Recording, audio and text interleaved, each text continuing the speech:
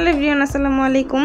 তো আজকে আমি আপনাদের সাথে নিয়ে আসলাম মাই সিম্পল মেকআপ লুক। আমি আর কি রেগুলার যেভাবে আর কি মেকআপ কোথাও যাওয়া আসা করলে যেভাবে মেকআপ করি, তো ওইভাবে আর কি নিয়ে আসলাম সিম্পল জাস্ট। তো ফার্স্টে আমি এখানে নিয়ে নিচ্ছি একটা ময়শ্চারাইজারটা অ্যাপ্লাই করলে আমার পুরো মেকআপটা আর কি সুন্দরভাবে বসবে। দেন আমি এখানে নিয়ে নেব ফাউন্ডেশনটা অ্যাপ্লাই করব।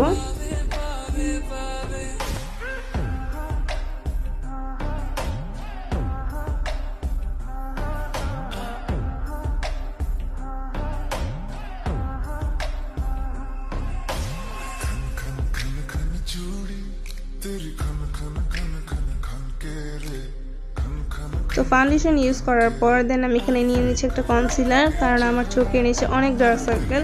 কেন জানি না আমার এরকম হয়। আমি তো ঘুমাই, সুন্দর মতোই ঘুমাই, বাট আমার পুরো ফেসে ধরতে গেলে একটু কালো কালো ডার্ক সার্কেল দেওয়া। তো যাই হোক, এই জন্য আর কি আমি কনসিলারটা ইউজ করি সবসময়। তো এখানে কনসিলার ইউজ করছিলাম।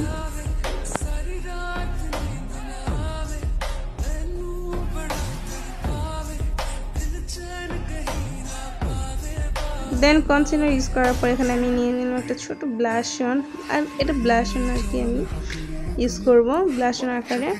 তো এটা করলে কি পরে ব্লাশটা দিলে সুন্দর লাগবে অনেক, এই জন্য আর কি। দেন আমি এখানে আর কি মেকআপ নিয়ে নিলাম পুরো এটা সেট করার জন্য, পুরো মেকআপটা সেট করার জন্য আমি এখানে একটু মেকআপ পাউডার আর কি লাগিয়ে নিলাম, লুজ পাউডার।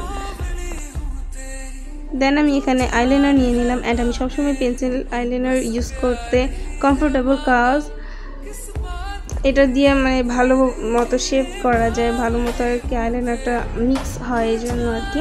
দেন আমি একটা সাদা কাজল ইউজ করছি, কারণ সাদা কাজল আমার কাছে অনেক ভালো লাগে।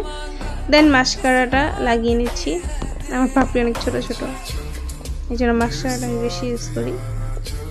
দেন একটু ব্লাশ অন লাগিয়ে নিচ্ছি। ব্লাশ অন না লাগালে কি হয়,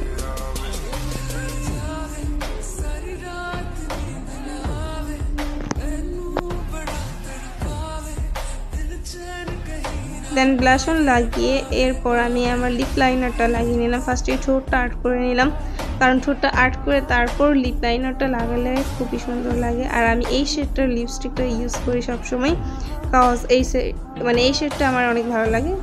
শেষ আমার মেকআপ লুক। এখন দেখে আসলে আমার মেকআপটা কেমন হয়েছে প্লিজ কমেন্টে জানাবেন।